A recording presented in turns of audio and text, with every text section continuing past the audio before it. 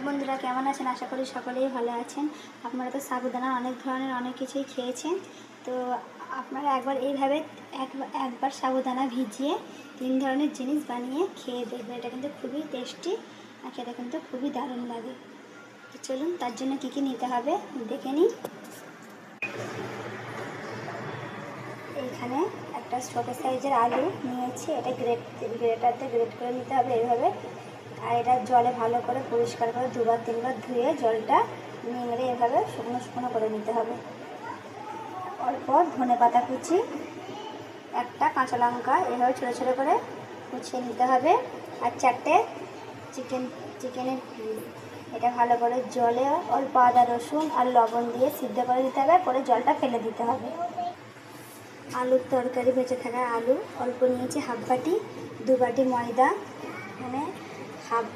বাটি নিয়েছি সাবুদানা। এটা জলে 1 ঘন্টা মতো ভিজিয়ে রেখেছিলাম। দেখুন জলটা পুরো শুকিয়ে গেছে, এইভাবে ঝরঝরে হয়ে গেছে সাবুদানাটা। এখানেও তাই একভাবেই খালি কালার দিয়েছি, food colour, red food colour. এটা এভাবে 1 ঘন্টা ভিজিয়ে রেখেছিলাম জলের মধ্যে। এটাও একটা একটাভাবে হয়ে গেছে। আদা বাটা, অল্প বাদাম।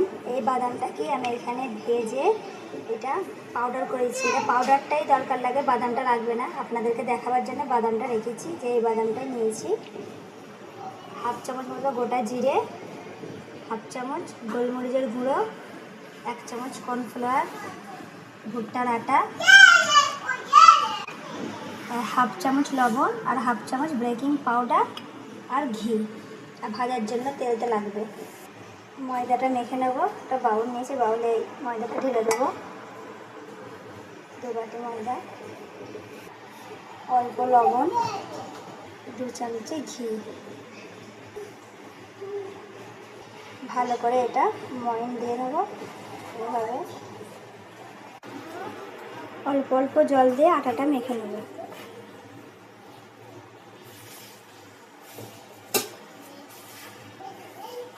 আটাটা ভালো করে ঠেসে ঠেসে কিন্তু মাখতে হবে। হাতের তালুতে অল্প ঘি দিয়ে আর একবার আটাটা ভালো করে মেখে নিতে হবে।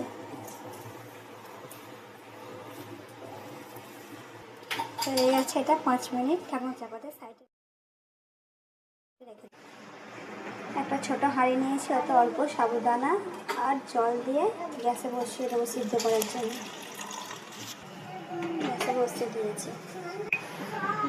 গ্যাসে বসিয়ে দিয়েছি সাবুদানাটা সিদ্ধ হবার জন্য। মিক্সারের জারে এভাবে চিকেনগুলো টুকরো টুকরো করে ভেঙে নিয়ে একবার ঘুরিয়ে নেব। ঠিক এই ধরনের করে নিতে হবে। সাবুদানাটা হয়ে গেছে, এবার এটা ছেঁকে নেব। ছেঁকে নিয়ে ভালো করে ঠান্ডা জলে ধুয়ে নিতে হবে। গ্যাসে কড়া বসিয়ে দিয়েছি, এতে হাফ চামচ রিফাইন্ড তেল দিয়েছিলাম। তেলও গরম হয়ে গেছে, এবার গ্যাসটা বন্ধ করে দেবো। এই গরম তেলের মধ্যে সাবুদানাগুলো দিয়ে দেবো। ভালো করে তেলের মধ্যে এটা মিক্স করে দেবো। দিয়ে দেবো চিকেন,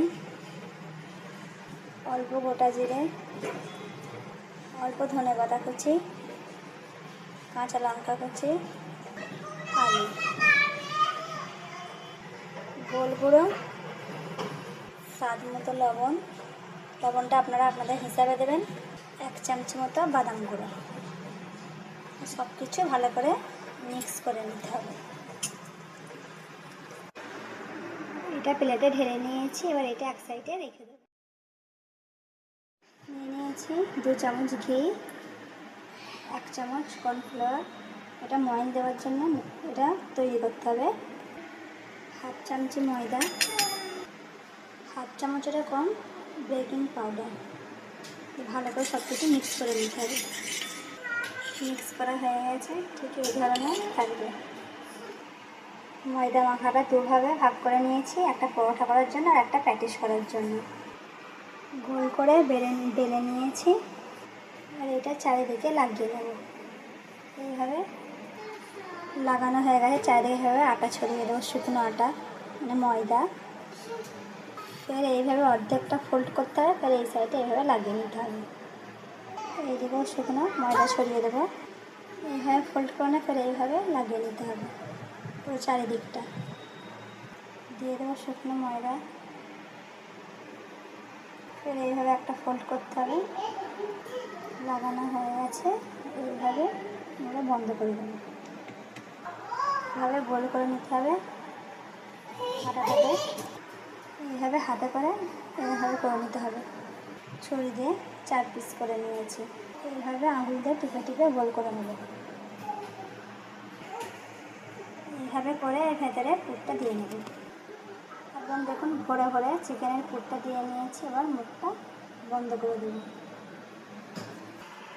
প্রত্যেক কটা হয়ে গেছে। এবার এটা 5 মিনিট ঢাকনা চাপাতে রেখে দেবো।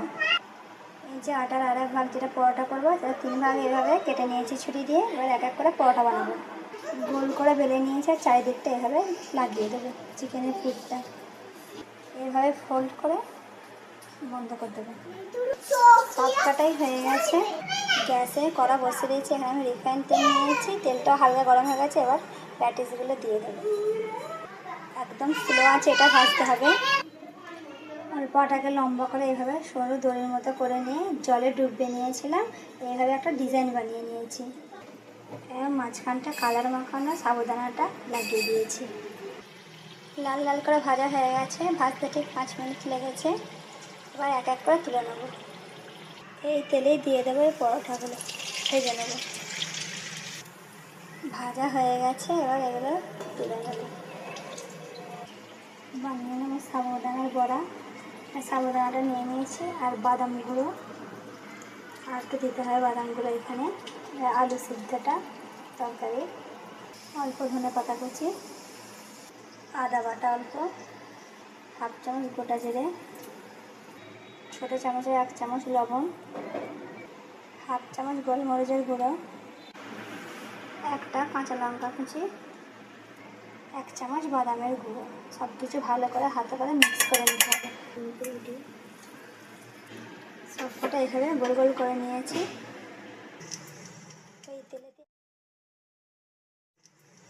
এই তেলেতে এবার ভেজে নেব। প্রত্যেক কটাই লাল লাল করে ভাজা হয়ে গেছে। এবার এক এক করে তেল থেকে তুলে নেব।